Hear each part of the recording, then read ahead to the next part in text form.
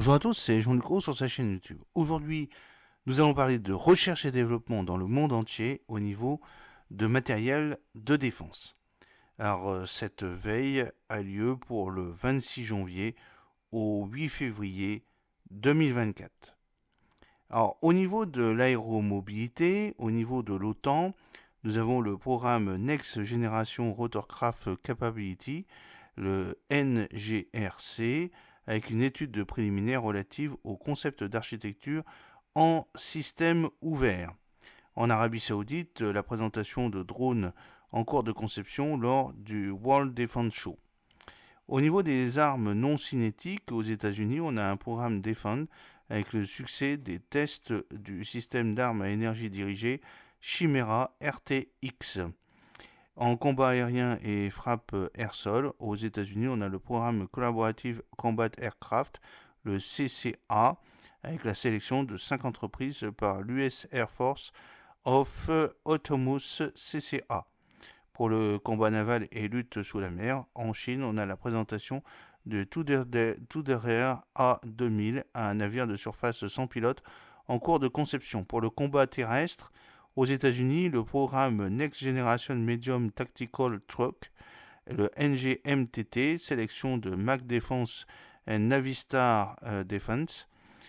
Pour l'Australie, les États-Unis, le Royaume-Uni, l'exercice Torvice pour améliorer la résilience des systèmes autonomes terrestres à la guerre électronique. Aux États-Unis, le programme Common Tactical Trunk CTT à livraison de prototypes de camions HX3.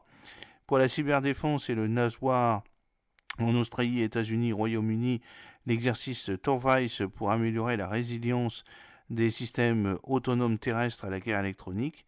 Pour la défense NRBC et la santé en Europe, le lancement du projet Cloud Intelligent Explosive Detection System, le convoi. Et puis au Royaume-Uni et États-Unis, l'appel à proposition pour développer une plateforme de détection des traces d'explosifs par des tests biologiques. Pour l'espace, aux Pays-Bas, on a la démonstration d'une communication espace-terre efficace en orbite terre basse, LEO, avec le terminal laser, le SmallCat. En Europe, la prochaine démonstration d'impression 3D métallique dans l'espace avec l'ESA, Airbus Defence Space. Pour la protection et surveillance aux États-Unis, le Next Generation Interceptor, succès à la revue de conception préliminaire réalisée par Northrop Grumman et RTX. En recherche académique, captation d'innovation et innovation d'usage, aux Pays-Bas, on a la démonstration d'une communication espace-terre efficace en orbite terre basse LEO avec un terminal laser SmallCat. Aux États-Unis, le lancement par l'IRPA d'un nouveau programme quantique Integral Logical Qubit. Le socle des technologies émergentes de défense. Aux États-Unis, le programme MGUE Increment 2, succès de la revue de conception du récepteur de BAE System. En Inde, la première installation d'essais hypersoniques allant jusqu'à des vitesses de 10 km par seconde pour développer des capsules spatiales et des missiles de croisière. En Corée du Sud, l'ouverture d'un institut technologique en informatique quantique. Aux États-Unis, un programme Caméléon avec appel à concepts innovants en ingénierie des matériaux quantiques utilisant des champs électromagnétiques. Aux États-Unis, une association de l'AFRL et de Brookhaven National Laboratory dans le domaine des communications et des réseaux quantiques. Et toujours aux États-Unis, le lancement de l'IRPA d'un nouveau programme quantique Integral Logical Qubit. Au Royaume-Uni, investissement dans un nouveau centre d'excellence de recherche dédié aux matériaux résistants et à des conditions physiques extrêmes. Alors parlons de manière plus approfondie de l'aéromobilité avec l'OTAN, le programme Next Generation Rotorcraft Capability, le NGRC, avec une étude préliminaire relative au concept d'architecture en système ouvert. Le 31 janvier 2024, la NATO Support and Procurement Agency, le NSPA, a annoncé l'attribution à Lockheed Martin le 13 décembre 2023 d'une étude contractuelle dans le cadre du programme relatif aux hélicoptères de nouvelle génération, le Next Generation Rotorcraft Capability NGRF. L'objectif de l'étude est d'identifier, d'analyser et de comparer les différents concepts d'architecture en système ouvert pouvant correspondre aux exigences de capacité du NGRC. À ces informations s'ajouteront celles relatives à l'ingénierie numérique afin de préparer et d'évaluer les futures revues de conception de plateformes intégrées. Le programme NGRC réunit 6 pays membres de l'OTAN, l'Allemagne, la France, la Grèce, l'Italie, les Pays-Bas et le Royaume-Uni. Cette troisième étude fait partie de la phase de conception prévue jusqu'en 2025 et gérée par la NSPA. Pour ce qui est de l'Arabie Saoudite, présentation de drones en cours de conception lors du World Defense Show. Le Centre d'études et de recherche sur la défense du prince sultan saoudien, le PSDSRC, a exposé lors du World Defense Show du 2 au 6 février 2024 deux concepts de drones aériens. Le premier est le Kaswa, d'une envergure de 15 mètres et d'une masse au décollage de 1200 kg pour une charge utile de 200 kg hors carburant. Il est prévu pour une endurance de plus de 24 heures, un plafond opérationnel de plus de 25 000 pieds, une vitesse de 125 nœuds, une capacité d'atterrissage et de décollage autonome. La motorisation n'a pas été précisée. Le premier vol est prévu pour 2025.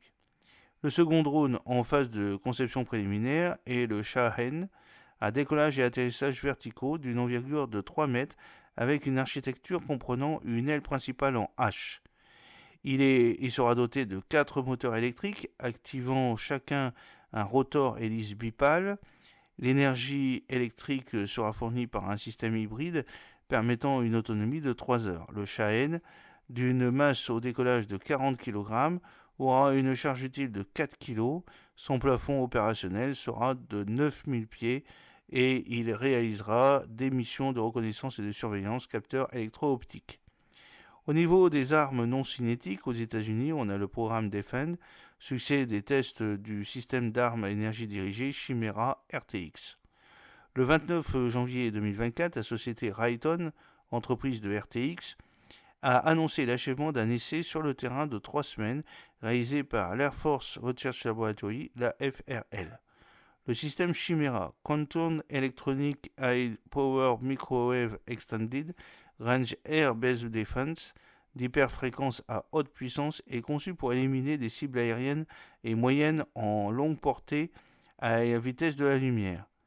Raytheon collabore avec AFRL, le Naval Surface Warfare Central Dahlgren Division and l'Undersecretary of Defense for Research and Engineering pour développer ce système.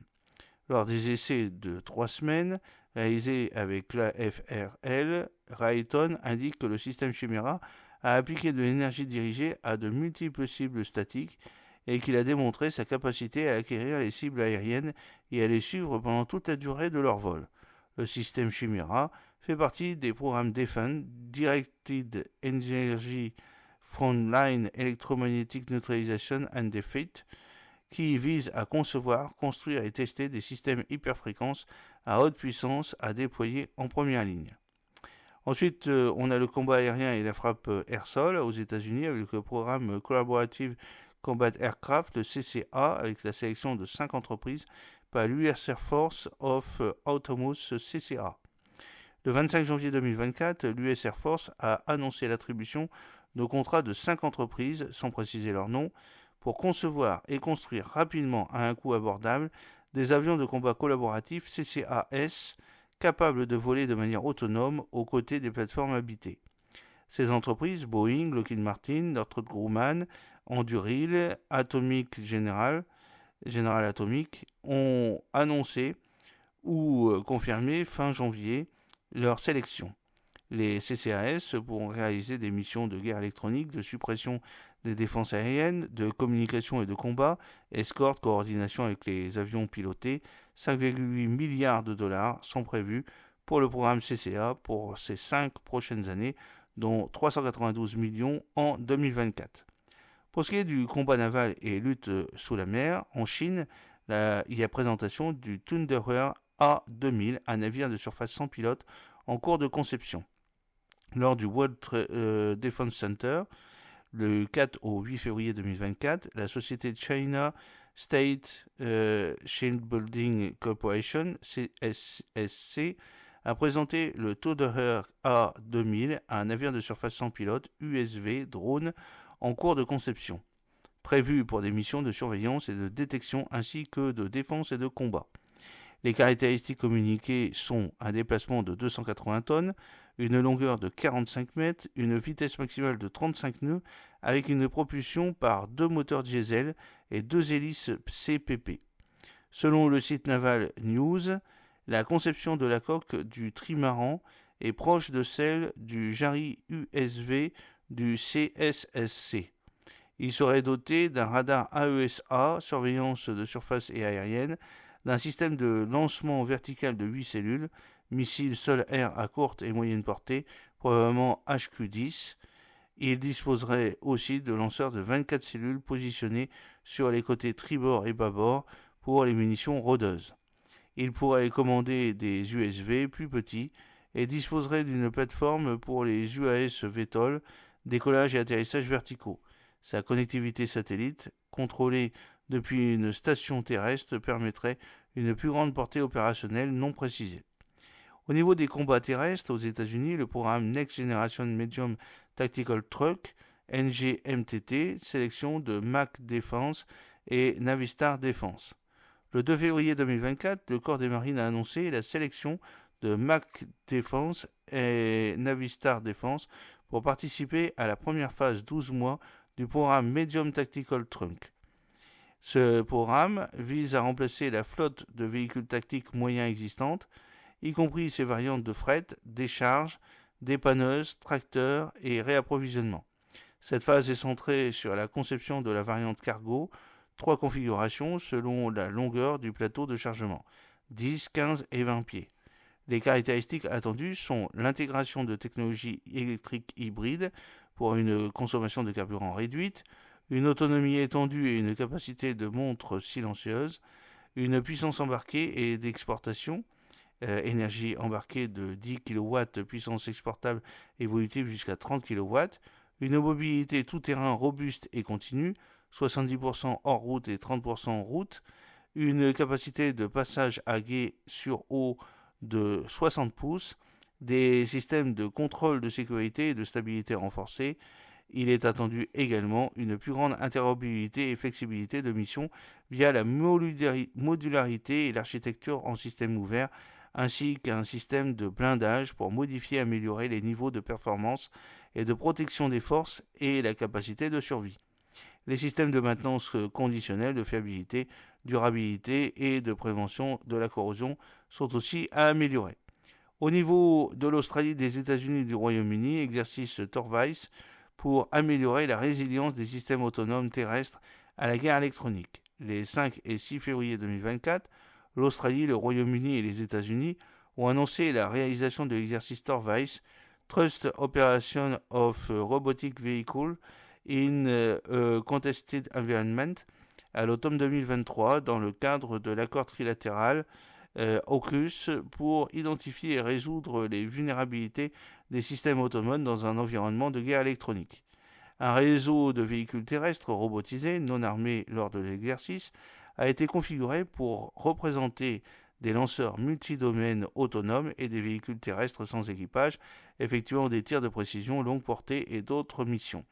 Ces véhicules ont été soumis à des attaques de guerre électronique et électro-optique afin de perturber leur système de localisation, navigation, synchronisation, communication. Cet exercice s'inscrit dans une série de tests visant à renforcer la résilience des technologies d'intelligence artificielle et d'autonomie de ces systèmes terrestres. Aux États-Unis, le programme Common Tactical Truck, cet été, livraison de prototypes de camions HX3. Selon un communiqué de presse d'American Rheinmetall Vehicles du 7 février 2024, American Rheinmetall Vehicles et GM Defense ont livré 3 prototypes de camions pour la première phase du programme Common Tactical Truck CTT de l'armée américaine. Ce programme, en plusieurs phases, vise à remplacer la famille des camions tactiques lourds Associées depuis 2022, les sociétés collaborent pour développer un camion tactique aux capacités et aux technologies avancées. Mobilité sûre et hors route accrue, renforcement de la cybersécurité, capacité de survie intégrée, conception avancée de cabines protégées et interchangeables, architecture numérique ouverte prenant en charge l'ADAS, système avancé d'aide à la conduite, et qui permet le fonctionnement de véhicules autonomes, intégration rapide de capacités de leader-suiveur, de téléopération en entité autonome et d'amélioration du rendement énergétique.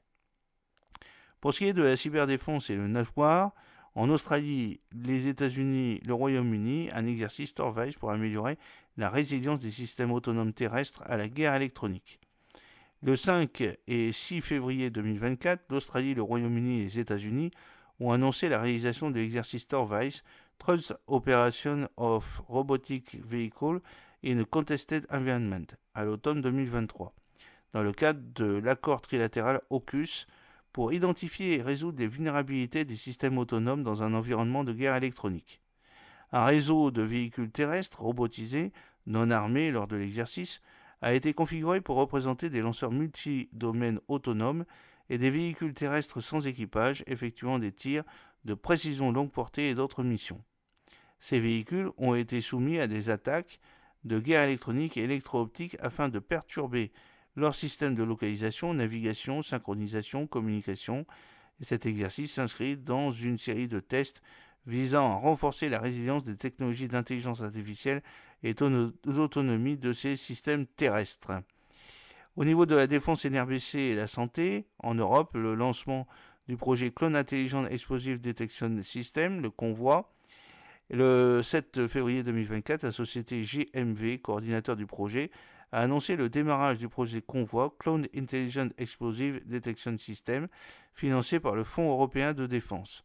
Le projet de 48 mois rassemble 10 partenaires industriels ou académiques représentant 6 pays de l'Union européenne, Allemagne, Belgique, Danemark, Espagne, France et Irlande. Il conserve la détection, l'identification et la neutralisation d'engins explosifs improvisés à l'aide de drones et de véhicules terrestres sans pilote UGV dotés de différents capteurs avec l'appui de l'intelligence artificielle et du cloud. L'approche proposée est un multi-capteur et multi-plateforme, une combinaison de 8 technologies de capteurs GPR, détection de métaux, capteur d'autonomie UGV, capteur THZ, LIDAR, capteur laser infrarouge, aimant quantique et aux caméras IR déployés dans un réseau de plateformes, de systèmes aériens sans pilote, un système terrestre sans pilote de taille moyenne et 5 de petite taille, un véhicule terrestre habité. L'intelligence artificielle sera utilisée pour la fusion de données de capteurs, la planification des missions et l'attribution des tâches sur les plateformes. Ce réseau de plateformes disposera d'un clone tactique et sera intégré au système de commandement et de contrôle. La conception prend aussi en compte l'interopérabilité, c'est-à-dire la modalité des capteurs, des plateformes, les composants IA et les capacités d'évolution. Et de partager cette vidéo sur vos réseaux sociaux. A très bientôt, fidèlement, Jean-Luc Haut.